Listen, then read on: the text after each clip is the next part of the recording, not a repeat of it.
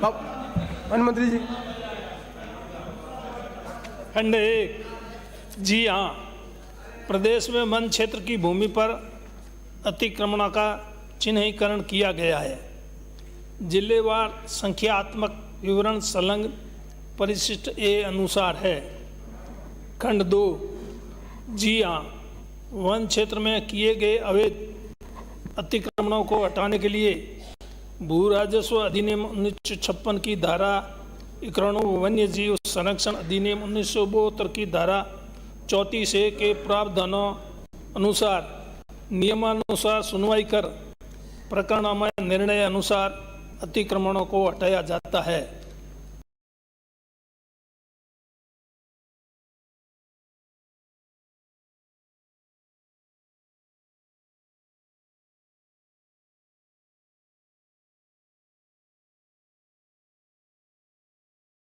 अध्यक्ष महोदय, माननीय मंत्री महोदय ने खंड 1 में बताया है कि 25,908 अतिक्रमण है। माननीय मंत्री महोदय, जो आपने प्रोविजन बताएं, ये भू राजस्व अधिनियम 1956 की धारा 91, वन्य जीव संरक्षण अधिनियम 1972 की धारा 34,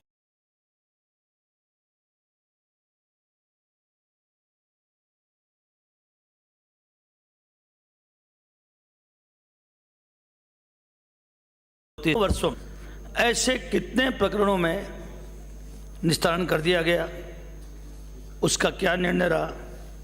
दूसरा अध्यक्ष महोदय, खंड 3 में मंत्री जी ने कहा जी नहीं।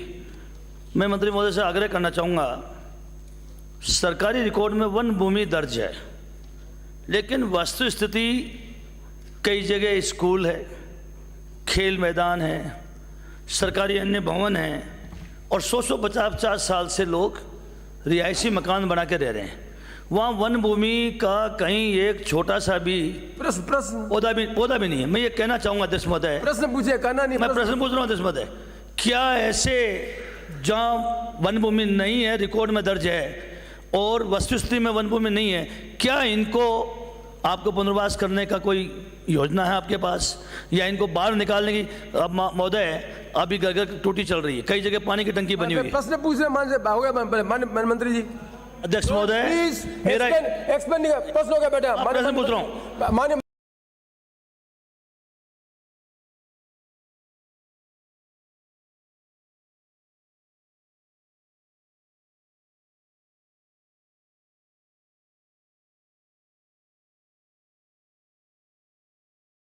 कर्ज मुकदमे हैं, उनमें से बेटे 19-20 में चीजें बाहर भी रखो आप। 3013 प्रकरणों का निस्तारण किया गया, जिसमें 57.20 लाख रुपए की राशि जुर्माने के रूप में वसूली गई और 20-21 में 341 प्रकरणों का निस्तारण किया गया, जिसमें 40 लाख रुपए जुर्माने के रूप में वसूले गए और 21-22 में 741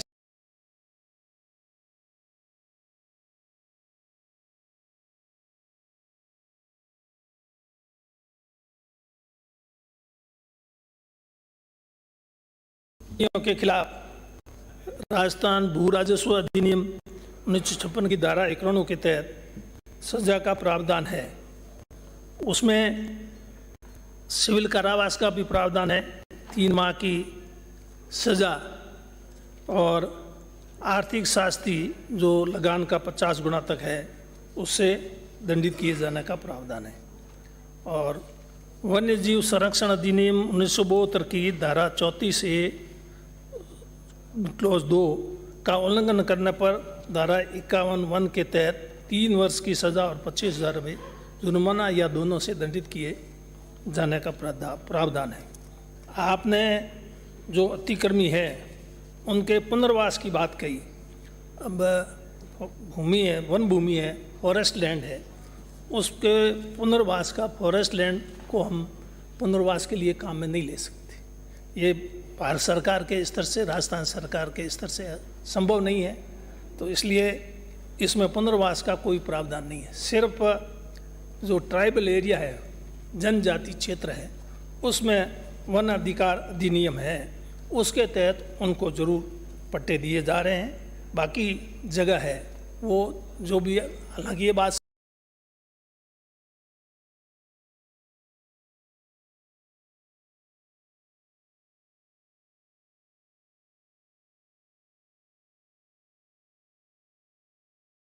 सही, हमें आबादी के रूप में या दूसरे किसी रूप में उसको काम में नहीं ले सकते, हम इजाज़त नहीं दे सकते।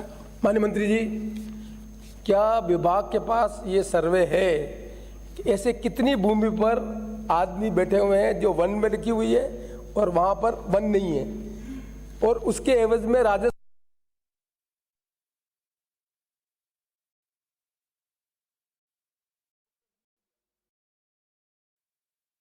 इन्होंने मैंने दे दी है, जो अतिक्रमणी है वो उसमें वो भी शामिल है। नहीं, हमारा भी आप सुने, पूरे राजस्थान की समस्या, आप बैठे एक मिनट, ये मैं एक मिनट मारा, पूरे राजस्थान की समस्या है कि वहाँ पर लोग, आपके फॉरेस्ट की जमीन राजस्व में दर्ज है और वह फॉरेस्ट नहीं है और लोग वहाँ पर बसे हुए हैं। क्या सरकार जितनी भूमि पर इस तरह के आदमी बैठे हुए हैं उनके एवज में राजस्व भूमि को वन डिक्लेयर कर दे और इन भूमि को राजस्व डिक्लेयर कर दे? क्या इस तरह की व्यवस्था करने का सरकार सोचती है या भारत सरकार?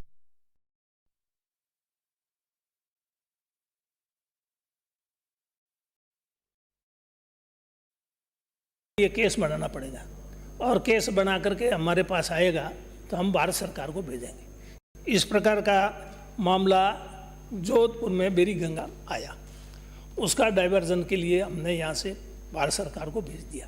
मैंने धारीवाल साहब को भी कहा, इनके कोटा की भी ऐसी समस्या है और भी बहुत सारे शहरों में है ये समस्या, तो उसके लिए यूजर एजेंसी जो ज़मीन कोई न कोई अप्लाई करेगा और उसके लिए पैसा भी देना पड़ेगा, तो वो अगर इस प्रकार का प्रस्ताव आएगा तो उसके हम भारत सरकार को भेज देंगे। मैं फिर आप बेटे, ये सरकार को सोचना चाहिए, जहाँ पर इंडस्ट्रियलिस्ट है, खेत जो आदमी माइंस लगा रहा है वो तो डाइवर्सन करा लेता है वहाँ से, जो इंडिविजुअल आदमी भूमि पर बैठा हुआ फॉरेस्ट की ज़मीन पर उसका डाइवर्सन नहीं हो पा रहा है। सरकारी स्तर पर, मेरी बात सुने आप पूरी, सरकारी स्तर पर पूरे राजस्थान के इस तरह के केसेज, इस तरह की जमीन, उसके डाइवर्सन के लिए सरकार मूव करे, तब तो उसका इंटरेस्ट प्रोटेक्ट होगा। आप इंडिविजुअल को कहोगे तो इंडिविजुअल आदमी की तो अप्रोच ही नहीं हो पाएगी। इसलिए मैं तो खाली ये कहना चाहता हूँ कि पहले राजस्व विभाग और वन विभाग बैठकर जमीन को आइडेंटिफाई करे, कितनी एरिया की जमीन ऐसी है जो फॉरेस्ट में डिक्लेयर है, लोग बैठे हुए हैं, और उसके एवज में कितनी जमीन राजस्व की आ सकती है, उसकी एक्सचेंज कर लें, फिर सरकार उसको मूव करके भारत सरकार से करे डाइवर्सन करने की कोशिश करेगी, तब इसका रास्ता निकलेगा। इस बारे में विभाग को पहल करके कुछ सोच करनी चाहिए। अध्यक्ष महोदय, मैंने आपको बेरी गंगा का मामला बताया, जोधपुर का। अभी कायलाना में भी कोई सड़क बनाने का, तो मतलब इंडिविजुअल नहीं तो वहाँ की ग्राम पंचायत, नगर परिषद, नगर पालिका, जेडीए, कोई न कोई तो आवेदन करेगा। यूजर एजेंसी तो को ही हम दे सकते हैं।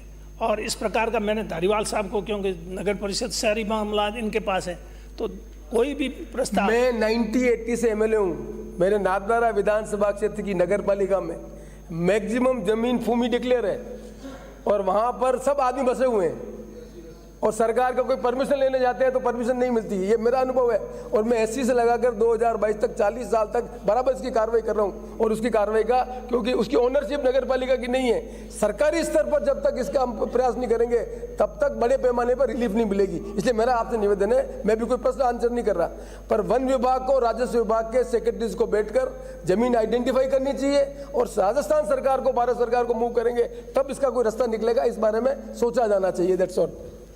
इसके बारे में अध्यक्ष महोदय, जनरलाइज हो नहीं सकता, केस टू केस होगा, केस टू केस। अगला माननीय मंत्री जी हो गए, ठीक है। अगला प्रश्न बाबूलाल। प्रश्न संख्या 520। विधानसभा क्षेत्र जारोड़ में जल संसाधन विभाग के मात्र 9 तालाब स्थित हैं। वर्तमान में कोई भी क्षतिग्रस्त नहीं है। खंड 2, उक्त विधानसभा क्षेत्र में स्थित कोई भी बांध क्षतिग्रस्त नहीं होने से मरम्मत कराया जाना प्रस्तावित नहीं है। अध्यक्ष महोदय जी, मैं मंत्री महोदय से जानना चाहता हूं कि विभाग ने जो जानकारी